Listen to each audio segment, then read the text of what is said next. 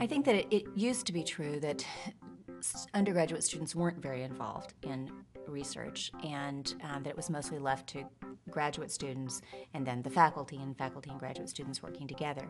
I think over time it's become more and more true that to get into graduate school, undergraduates need more experience, and for certain jobs, undergraduates need more hands-on experience. I think that as Penn State has become more research active and has attracted some of the top faculty, we've been better able to provide our undergraduate students with these opportunities. And right now, what we're trying to do in my office is create more information about it for undergraduates, to help fund projects for undergraduates. I don't really think of it in terms of productivity. I think that I don't lose productivity by doing it. And in fact, I don't think you do work with students to get something out of it yourself in terms of production. You work with students because you want to contribute to your field. Working with Dr. Charlton on a daily basis is obviously a lot different than working with the professor in the classroom. I'm working with her more as a colleague, still a student, but still also on a level where I'm trying to become her peer. I'm not working to get a grade, I'm working to get real hands-on experience in the field and to contribute to her research and to try and start making a name for myself in the field as well. As an undergraduate, I was very lucky to be able to do research in other people's labs. So when I have my own laboratory, people undergraduates appeared at the door. It was sort of customary. If you go to the new person on the block, they might have room because there's always a lot of demand.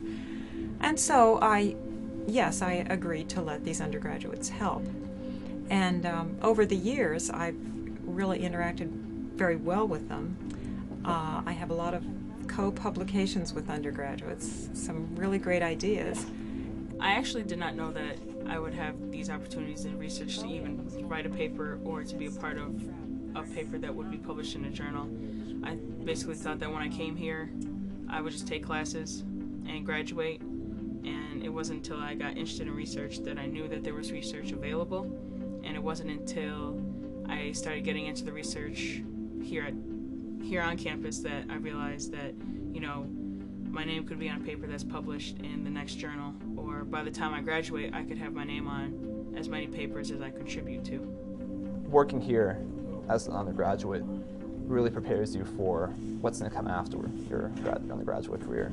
First of all, being in the field, actually doing the actual research that you're going to make a career out of, really lets you know that this is what you want to do. It gives you an idea of what the level of work is going to require, what you need to bring to the table, and just gives you experience interacting with professionals and developing that kind of an attitude. Right now my lab is very interested in metastatic bone cancer cells.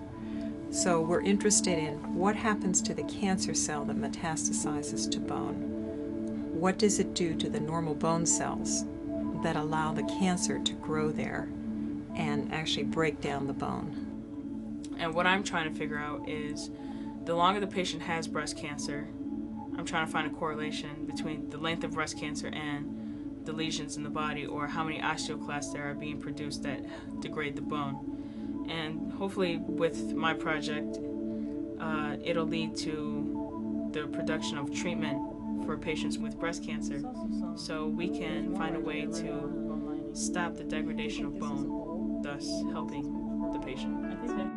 Yeah, I'm interested in really the history of the universe and making a map of the universe and understanding how that map changes with time, where the galaxies are, where the stars are making metals and spewing them out in explosions through the universe, and how that all changes. So I'm interested in the history, from back when the universe was maybe a couple % of the age that it is now, until today.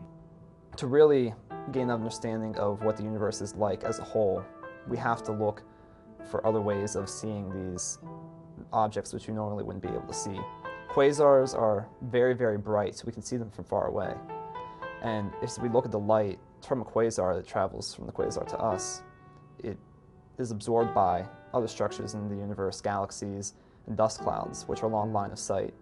And by studying these absorption lines, we can learn about parts of the universe that we wouldn't normally be able to see in visible light or in any other form of light. that's actually emitted from the galaxies.